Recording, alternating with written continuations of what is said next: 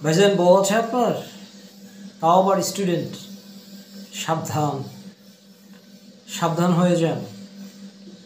যদি সামর্থ্য থাকে তো নিজের কাছে রেখে, নিজ শহরে রেখে তাকে পড়াশুনো করান।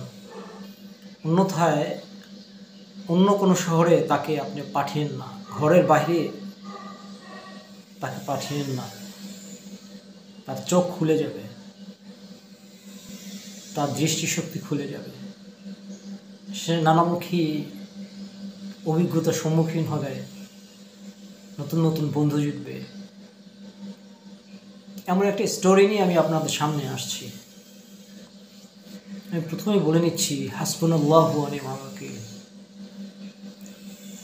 আল্লাহ তাআলাই আমার জন্য যথেষ্ট। ভদ্রলোকের আমি তাকে ভদ্রলোক বলে ফেলেছি, মাফ করবেন। আমি ভদ্রলোক বলতে চাচ্ছি না। লোভী ব্যক্তিটি সে যে ডিপার্টমেন্টে পড়াশোনা করেছে, সে একই ডিপার্টমেন্টে পড়াশোনা করানোর জন্য সে অন্য শহরে তার স্ত্রীকে সে অ্যাডমিট করিয়ে দেয়। কত স্টুপিড! বাড়তি ইনকামের জন্য হাজব্যান্ড আর ওয়াইফ মিলে কোটিপতি হয়ে যাবে রাতারাতি। এই লোভে সে তার স্ত্রীকে পড়াশুনো করার জন্য অলরেডি সে 1 থেকে 1.5 লাখ টাকা ইনকাম করছে, তারপরও বাড়তি লোভী ইনকামে স্ত্রীকে সে অন্য শহরে পাঠিয়ে দিচ্ছে। কত বড় লোভ তার! তাই হয়েছে যেটা আপনি ভাবছেন। অন্য ছেলের সাথে সম্পর্ক জড়িয়ে গেছে সে। বলে রাখা ভালো, একজন ম্যারিড পার্সনের জন্য একটা জৈবিক চাহিদার ব্যাপার আছে। বয়স ভেদে 1 দিন, 2 দিন, 3 দিন, কারো বা 1 সপ্তাহ, হতে পারে মাস, বয়স ভেদে। কিন্তু তাদের যা এজ ছিল, তাদের এজ তাতে করে ডিমান্ড করে প্রতিদিন। তো এরকম এই যে আপনি আপনার বিয়ে করা স্ত্রীকে, যে কিনা রেগুলারিটি মেনটেন করে এসছে, তাকে আপনি পাঠিয়ে দিলেন অন্য শহরে। What is stupid you are! ঘটনা তাই হয়েছে যা ভাবছেন আপনি। সে তার বয়ফ্রেন্ড জুটিয়ে নিয়েছে। দেখেন, কারো ব্যক্তিগত ব্যাপার নিয়ে আমি খোঁজাখুঁজি করতে চাচ্ছি না, আমার এটা টপিকও না। সে তার মনের খোরাক, দেহের খোরাক, সব খোরাক জোগানোর জন্য সে একজন সঙ্গী খুঁজে নিয়েছে সে অন্য শহরে।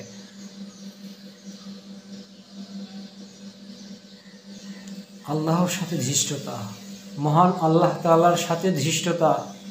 আল্লাহ অলরেডি, একসময় এই লোক কান্নাকাটি করতো আল্লাহর সাথে, আল্লাহ তুমি আমাকে রিজিক দাও এগুলো সে কান্নাকাটি করতো, শুনেছি মানুষের কাছে।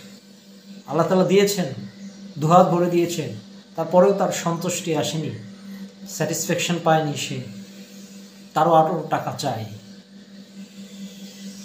আর সেজন্য সে নিজের স্ত্রীকে সে কোরবানি দিয়ে দিল।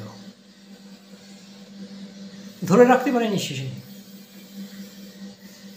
বহুবার সে আনিয়েছে, চলে গেছে, আবার জোর করে আনিয়েছে, রাখতে পারেনি।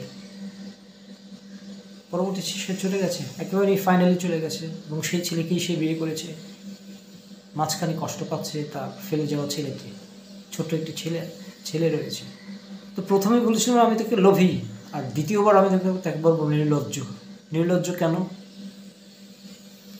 সব কিছু হারিয়ে এসে স্ত্রী, যেখানে সে অন্যের জন্য পাগল, সব কিছু হারিয়ে সে চলে আসছে, তাকে রাখার জন্য সে পাগল। What is stupid he is, and he thinks he is very much clever. একদিকে লোভী আর একদিকে নির্লজ্জ। মায়া লাগে ছোট্ট ছেলেটির জন্য। শুনেছি দ্বিতীয় বিয়ে করেছে, কিন্তু স্ত্রী প্রতিদিন মারে তাকে। এখানেও জ্বালা। কই যাইবেন ভাই? ধন্যবাদ সবাইকে। তবে তার আগে আরেকটা কথা আমি বলে নিচ্ছি ভাই, বউ যদি আপনার থেকে থাকে, যদি স্টুডেন্ট হয়ে থাকে, সে আল্লাহর উপরে ভরসা করে, হাসবুনাল্লাহু ওয়া নি'মাল ওয়াকিল, আপনার স্ত্রীকে আপনার কাছে রেখে, আপনার শহরে রেখে পড়াশোনা করান। ওই লোভী নির্লজ্জ ব্যক্তিটির মতো বাইরে পাঠাবেন না। যদি ভালো চান, ভালো বুদ্ধি দিয়েছি, আপনারা রাগ করবেন না। আপনাদের পড়াশোনা করার অধিকার রয়েছে,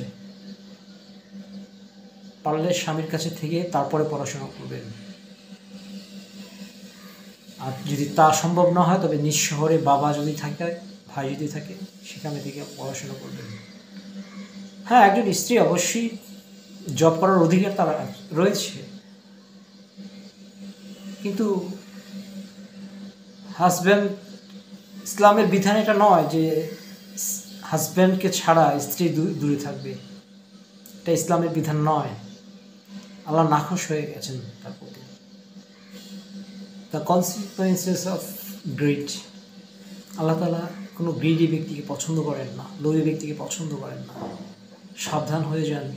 যদি আপনার স্ত্রী স্টুডেন্ট হয়ে থাকে, সাবধান হয়ে যান, ঘরে রেখে, নিজের কাছে রেখে তারপর পড়াশোনা করান। সামর্থ্যে যদি একটু সমস্যা হয়, তবে ওই যে বললাম, হাসবুনাল্লাহু ওয়া নি'মাল ওয়াকিল, আল্লাহর উপরে ভরসা রাখুন। ধন্যবাদ, ভালো থাকবেন সবাই। আসসালামু আলাইকুম।